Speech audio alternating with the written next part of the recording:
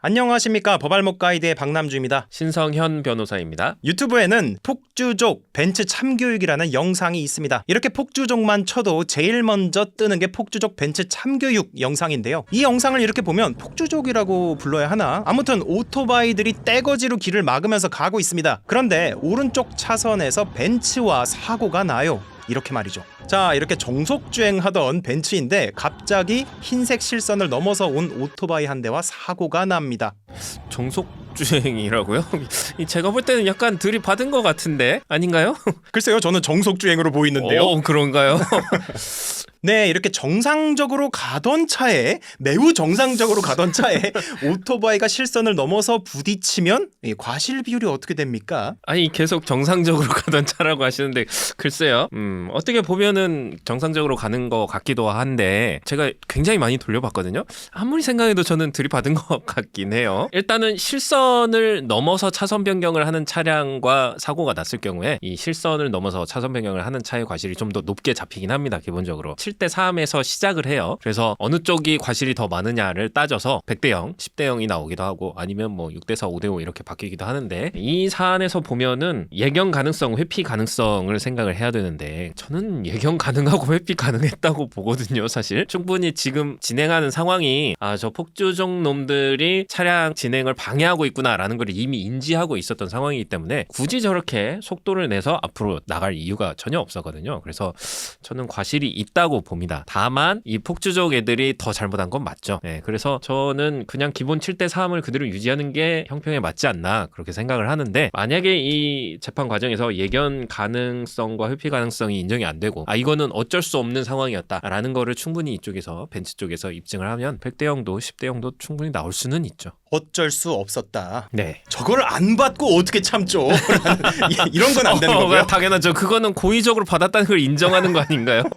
사실 오토바이가 잘못한 건 너무 명백하기 때문에 이 벤츠가 더 많은 과실 책임을 지는 거는 좀 안 맞는 것 같고요. 벤츠가 만약에 진짜로 고의로 받은 거라면 과실 비율을 따지면 5대5인데 고의가 인정되면 이미 범죄로 들어가게 되겠죠. 과실이 문제가 아니라. 네, 이렇게 신변님 설명을 들어보면 이 벤츠 운전자는 고의가 인정된다면 특수폭행이나 특수상해죄 여기에도 해당될 수 있다는 뜻인가요? 그렇죠. 우리가 자동차는 흉기에 준하는 그런 물건입니다. 그래서 자동차로 뭔가 사고를 내면 특히나 인명사고를 내는 경우에는 이렇게 특수자가 붙어서 특수폭행, 특수상해 등의 혐의가 적용이 될 수가 있습니다. 오토바이도 뭔가 긁히거나 뭐 문제가 생겼을 거잖아요. 그러면 이제 특수손괴도 적용이 될 수가 있겠죠. 네, 이 오토바이 친구들은 자신들도 경찰에 사고 접수를 하기 어려운 상황인 것 같긴 합니다. 자기들이 잘못했다고 느끼니까 이렇게 사고가 나자마자 뭔가 잘못한 강아지들처럼 몸을 숙이고 숨어버리죠. 그래서 경찰에 사고 후에 직접 112를 누르지는 않았을 것 같긴 한데 이거 경찰이 인지수사를 할 수도 있는 거죠. 그런데 아직까지도 뭐 후에 입건됐다 뭐 이런 소식이 없는 거 보면은 역시나 이 벤츠 운전자께서 정속주행하시고 고의가 인정될 수 없기 때문이 아닐까요? 자꾸 정속주행에 집착하시는데 갑자기 이렇게 확 속도를 높인 거긴 하지만 속도만 보면 정속주행이 맞을 수도 있겠죠. 네, 과속은 아닐 수도 있겠습니다. 근데 뭐 정속주행이라고 하더라도 아까 말씀드린 내용들은 변함이 없을 것 같고요. 정속주행으로 면피 면책을 하겠다.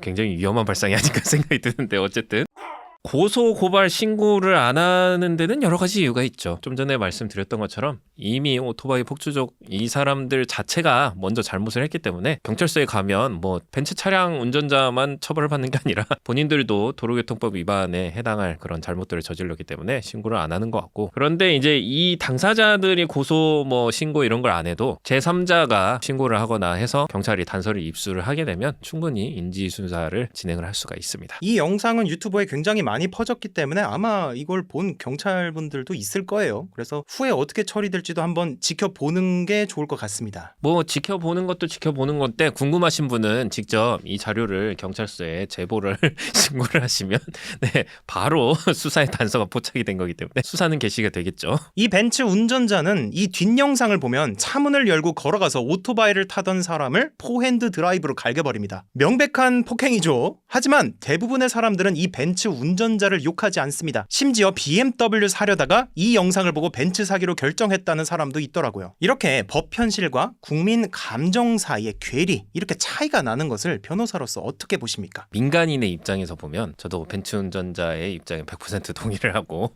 받아버리고 싶다는 마음이 들었을 거다. 물론 뭐 정석주행을 했기 때문에 받아버린 건 아니다라고 말씀하시지만 네. 어쨌든 변호사 입장에서 볼 때는 이러면 안 됩니다, 사실. 네. 그럼에도 불구하고 벤츠 운전자들 편을 드는 것은 이 사적 복수를 통해서라도 정의를 실현하고 싶다라는 이런 정의에 목마른 이런 국민들이 많기 때문에 이런 현상이 발생을 하는 것 같고요. 그러면 왜 사람들이 이렇게 정의에 목말라 있는가? 결국 정의라는 것을 책임지고 있는 국가, 특히 사법부가 국민들에게 신뢰를 주지 못하고 있기 때문이죠. 우리나라 사법부의 신뢰도는 뭐 전 세계적으로 하위권에 속해 있다라는 것은 뭐 공공연한 사실이고요. 그런 이유로 이런 현상이 벌어지는 거 아닌가 이렇게 생각을 합니다. 그렇다면 이 사법 절차의 한 축을 담당하는 변호사님으로서 국민들한테 사과하셔야 되는 거 아닌가요? 제가 사과를 해야 되는 부분인가요?